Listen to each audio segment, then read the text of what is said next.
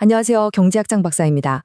자, 오늘 수업에서는요, 거시경제학에서 정말 중요한 개념이죠. 바로 필립스 곡선하고 자연 실업률에 대해서 같이 한번 공부해 볼 거예요.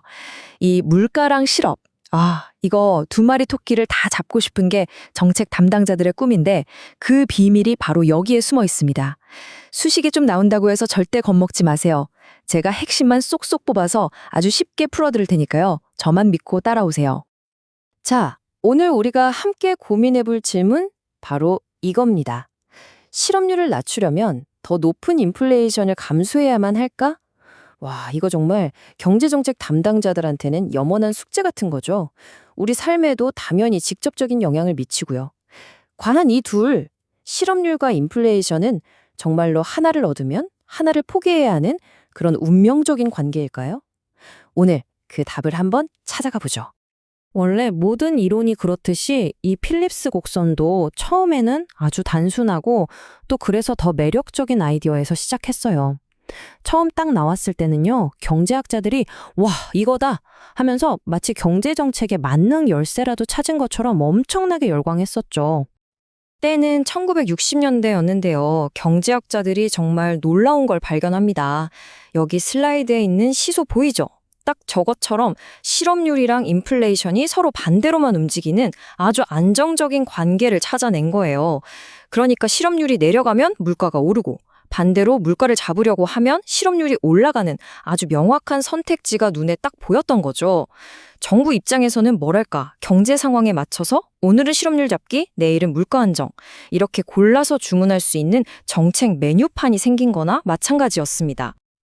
그런데 말이죠. 영원할 것만 같았던 이 완벽한 공식에 금이 가기 시작합니다. 바로 1970년대에 들어서면서부터예요. 경제학자들을 아주 깊은 혼란에 빠뜨린 충격적인 사건이 터지고 맙니다. 정말 아무도 상상하지 못했던 일이 벌어진 겁니다. 아니, 실업률이랑 물가가 같이 동시에 막 치솟기 시작하는 거예요. 이걸 우리가 스태그플레이션이라고 부르죠.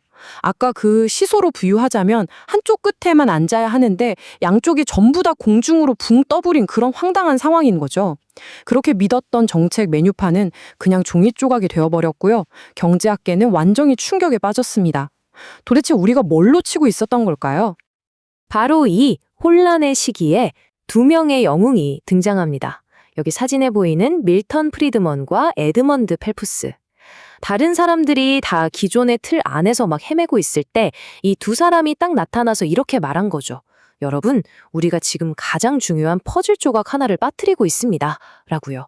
그리고 바로 이 통찰력 덕분에 두 사람은 훗날 노벨 경제학상을 받게 됩니다. 그들의 지적한 핵심, 그 빠뜨린 퍼즐 조각이 뭐였냐면요. 바로 기대였습니다. 기존 이론은 사람들을 약간 바보 취급했다는 거예요. 예를 들어 정부가 돈을 막 풀어서 경기를 살리면 사람들은 처음 한두 번은 속을 수 있겠죠. 하지만 금방 이렇게 돈 풀면 물가가 오르겠구나 하고 기대를 하게 된다는 겁니다. 그리고 그 기대는 바로 월급 올려주세요 하는 임금 인상 요구로 이어지고 그게 또다시 물가를 밀어 올리는 거죠. 바로 이 기대라는 변수, 이게 모든 판을 뒤엎는 열쇠였습니다. 자, 그럼 이제 드디어 그 잃어버렸던 퍼즐 조각을 맞춰볼 시간입니다. 프리드먼과 펠프스의 아이디어를 더해서 완전히 새롭게 태어난 필립스 곡선을 한번 만나보시죠. 바로 이 수식입니다. 이게 바로 현대 거시경제학의 판도를 완전히 바꿔놓은 이른바 기대가 부과된 필립스 곡선이라는 거예요. 보자마자 기호가 많아서 머리가 좀 아프시죠? 괜찮습니다. 걱정하지 마세요. 제가 하나하나 다 뜯어서 설명해 드릴게요.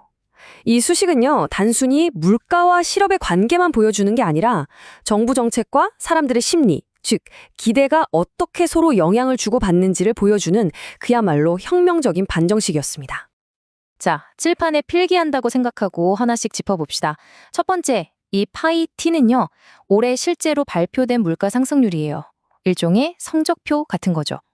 두 번째, 파이 ET는 사람들이 연초에 올해 물가는 이 정도 오를 거야 라고 예상했던 수치, 바로 기대치입니다. 세 번째, UT는 현재의 실제 실업률을 나타내고요. 그리고 마지막, UN, 바로 이 녀석이 오늘의 또 다른 주인공인데요. 경제의 어떤 균형점이라고 할 수 있는 자연 실업률입니다. 이 소식에서 왼쪽 편, 그러니까 파이 t 마이너스 파이 2t. 실제 인플레이션에서 기대 인플레이션을 뺀 이 부분이 정말 중요합니다.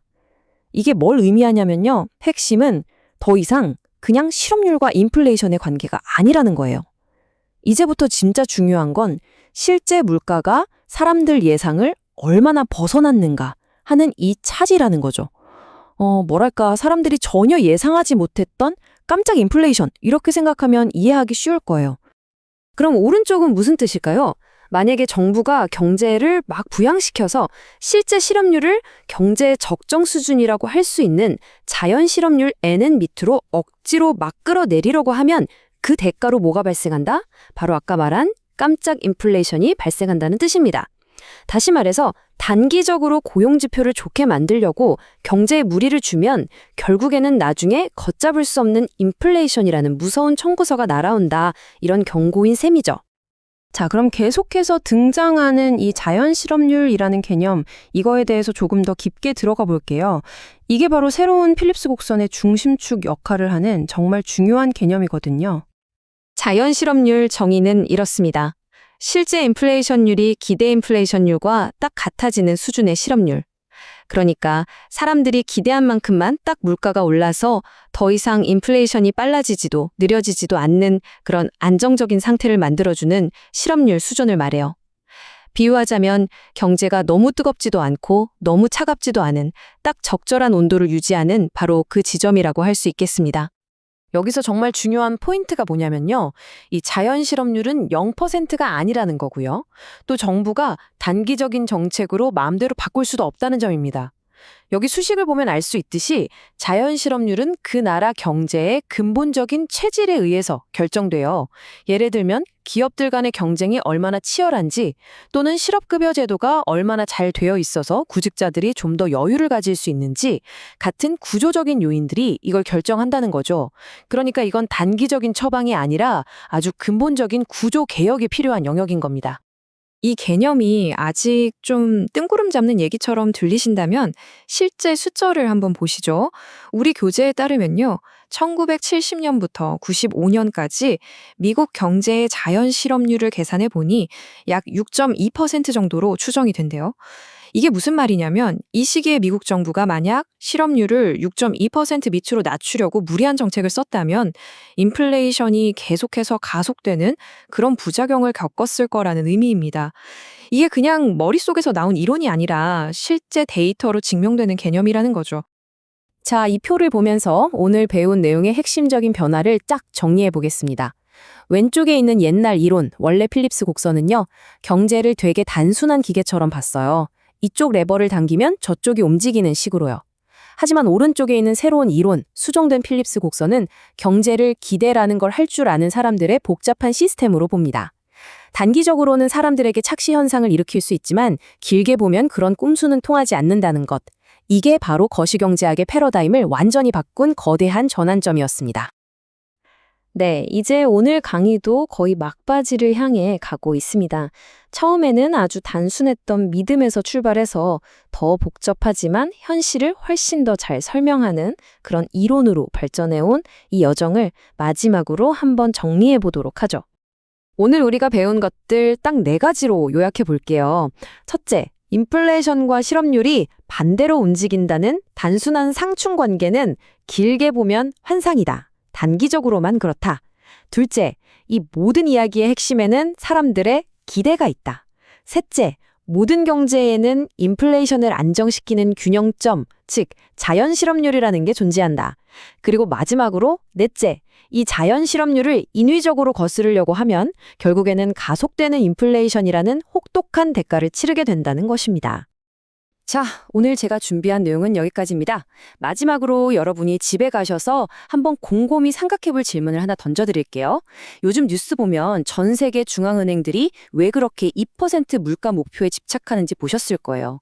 과연 이 2%라는 숫자는 오늘 우리가 배운 자연 실업률과 어떤 비밀스러운 관계가 있는 걸까요?